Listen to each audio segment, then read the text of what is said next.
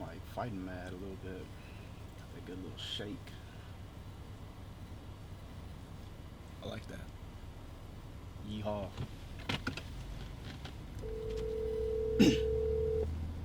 USA Erectors. Hey, can I speak to Gary, please? Who's calling? JWaller with Red Iron Construction. Yeah, Justin, glad you called. Gary, I Yep. got some word that you and Renee had a little bit of an issue. I read a couple emails. It seems that there was a misunderstanding around you and another gentleman contacting her about a project in Indiana. Is that correct? Well, pretty close. I wouldn't call it a misunderstanding, though. I see. So how I understand it, and correct me if I'm wrong, there's an NDA that you sent over for her for a project that you're looking to get a subcontract on. Is that correct? Right, and I have a choice. I have my crews and I have other network crews I could put on it. And Right. I had talked, I think I saw her ad on NBCEA. Yep. So I talked to her, had a good impression, had kind of a good feel for the company, though I'd never dealt with her before. And I said, in order for me to send you the drawings, would you be able to sign an NDA? Which is not also a non-compete. She goes, yes. I said, and the reason why is because sometimes people like to call around me and negotiate their own deal.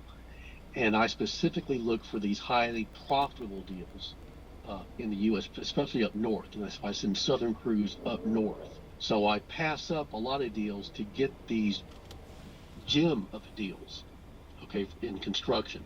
I don't just take anything and everything that comes along. So I put a lot of marketing work into what I do to get these better deals. Okay, and she agreed verbally. So, okay, I'll send you the non-compete first. And she got it and she signed it.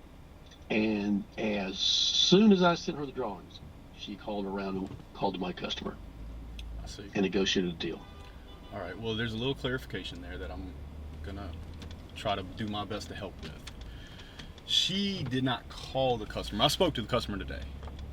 He called her, he called you, and he called another individual. I think out of the West, possibly. I can't absolutely recall who. And she's not opened the drawings yet. She hasn't clicked the link. She, and I believe her, did not know it was the same project until she got word from you. But unfortunately, it seems that you two have kind of had some hostile conversations. And Since then, yeah, since here's then. what doesn't make sense about your claim. Okay, what she's telling you. Here's what doesn't make sense is that my project that I gave her, assuming this was two different projects, was first. The drawings were first. And she said in the email that she was opening it the word today. Mm-hmm. So why would she not do that and then accept drawings from a second project from supposedly a second customer after that? That makes no sense. It's not believable, and nobody would believe that. I see. They didn't come in at the same time. This is a secondary project, and this is after she said, I'm opening it up today. They sent her the drawings. And I thought it was really peculiar that after a few days passed, she didn't say anything. She didn't call back. She wouldn't pick up calls. And I kind of suspected it at that point. I see. So she knew.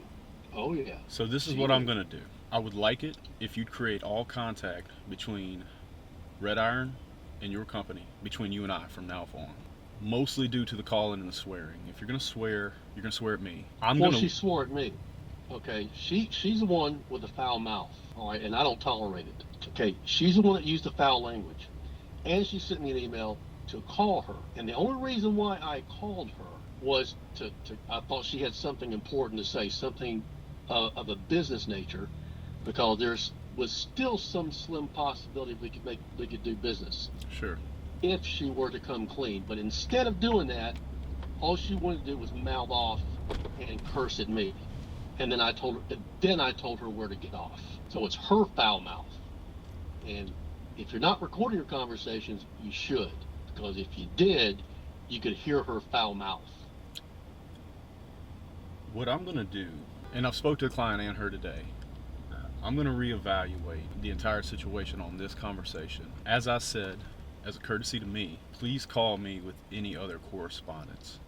And as Well, far she had as sent me an email Go ahead. requesting that she sent me an email asking me to call her. Right.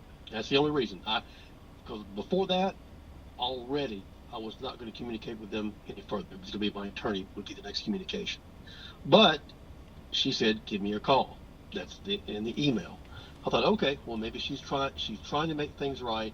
And there is a way to make things right. But she didn't.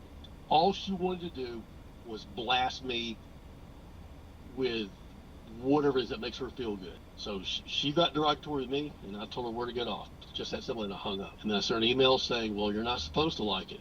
You're not supposed to like being sued. I saw your email. Right. But here, you're being a nice guy, so here's what I can do. I don't know how much you guys are being. Now, I had a pretty good profit margin built into this, and was able to pay the typical Southern rates for something like this. I had a 30,000 square foot building, and then my crew, we were going to do the re-roof. Okay, then I was going to let you guys do the 30,000 square foot building. And the reason why is that it's two different GCs above Chris. So the GC on the re-roof, he can pay progressively. We require companies to pay progressively, and not like, a month and a half or a month later. So we were going to do that one. Now the one that's 30,000, you bill on the 20th, and you get paid the following 20th. So it's like a month and a half to get paid. So that's the one I was going to have Renee do. And so that's the way it was set up. And Chris agreed to it. And I have a PO from Chris. And he was just about to sign it. I've already signed it, sent it back to him, and was waiting for him to sign it then I found out about Renee, which I kind of already expected. Then he backed out of signing it. And we were supposed to leave in the morning to start that building, to start the re-roof, those 4 buildings. So that's how close we were. The rug was pulled right up from under our feet. And now we have a gap that we can't fill because we were scheduled to leave in the morning to go out there. So I just got word yesterday from Chris that we're not going to be doing it. And then I found out about Renee. So from a legal standpoint, to make it right, if I give you guys an affidavit saying that I won't take legal action, you guys pay us at least part of the profit that we would have made, and then I'll release it to where you guys can do those 4 buildings and a 30,000 square foot building. But we at least need to make part of the profit that we have built into it. But I don't know what kind of a deal you guys wield. Maybe it was the same exact deal, or maybe it was less or more. But I can tell you, what our PO said. And, I would take, let's say, 60% of my markup to make it right. That gives you guys 40%, and you have direct contract with Chris. So you're getting paid 40% more you're getting paid 40% of my commission to go forward, plus whatever commission you would have made working for me. Chris is the GC that you guys are talking to, Chris Gordon,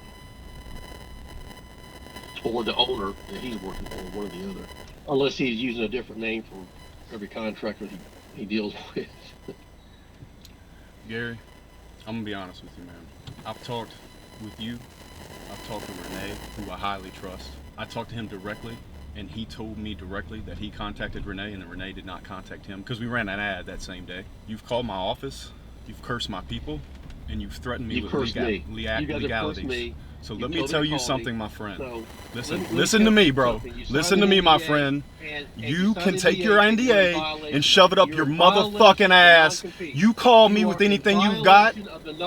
Hey, Gary, fuck you. You are in violation of the non-compete. Shove your non-compete up your fucking ass, bro. Don't call my fucking office. I'll come see you my goddamn self. That's how you handle that shit. Don't fuck with my people. There's a scene in 300 where another man comes in and tries to warn him, and you saw he just did it.